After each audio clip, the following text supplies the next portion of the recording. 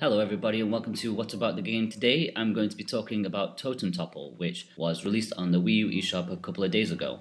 So this game is a budget release. I think it's like £2 or something, £2, and it's basically a tower defense game which involves building totem poles and some defenses on it. It's not like a normal tower defense game where you must survive like a number of enemy waves.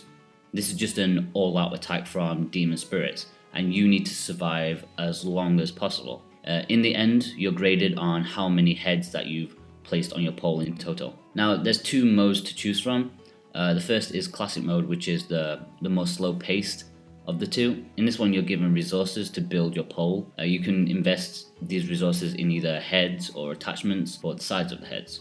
There are different heads to choose from, and they're based on animals like an eagle or a deer. They have different abilities too, like one will have higher defense or one will give stat bonuses to other things. It's supposed to add like strategy to the game, but once you get going, the game is just so fast and it's really difficult to even react, never mind think about what strategy you need. It's pretty difficult. Learning which heads and accessories do what things, it's a pretty thankless task if I'm honest. Like visually they look so similar, like at a glance, it's really difficult to have a distinction between them. You can pause the game, that will give you more time to think. You can try to think what move will be best. But overall the strategy involved does feel rather superficial from my point of view. The other mode is frantic mode, which I think is the better of the two. As you'd expect from the name, it's a much faster paced. In this mode, instead of like spending and collecting resources, you can build unlimitedly. On the side of the screen you'll have a picture of the D-pad, and assigned to each direction button is like a random head or accessory for you to choose from. Now after you select one of the four, they will shuffle and you get to pick another one. Considering the goal of the game is to get as many heads as possible, your initial thought is to just spam as many heads as you possibly can to get that high score, but that's a mistake, because the faster you grow your totem pole, the game will react and just throw even more enemies at you, so you'll die even more quickly.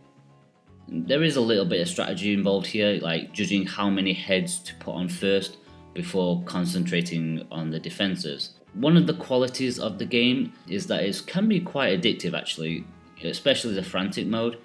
The fact that the games are often over within a minute or two, that allows just one more go kind of mentality. Initially I did write the game off as being a bit weak, lacking and cheap, but the more I played it, the more that I paused classic mode to try and take my time, the more I thought about building tactics in frantic mode.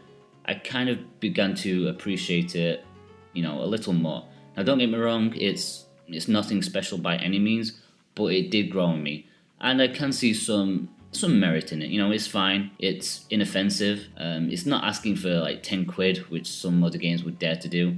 It knows where it stands. Nothing really else to say, I guess. What you're seeing is what you get really. If you want a quick arcadey mobile kind of game to occupy 5 minutes of your time like here and there, then maybe it might be worth it to you. Okay guys, if you've enjoyed this video, then like and subscribe. It will really help me out so much. Don't forget to read the full review at whataboutthegame.com. And if you want to keep up to date with everything that I do, then be sure to follow me on Facebook and Twitter. The links are below. Okay guys, thank you, goodbye.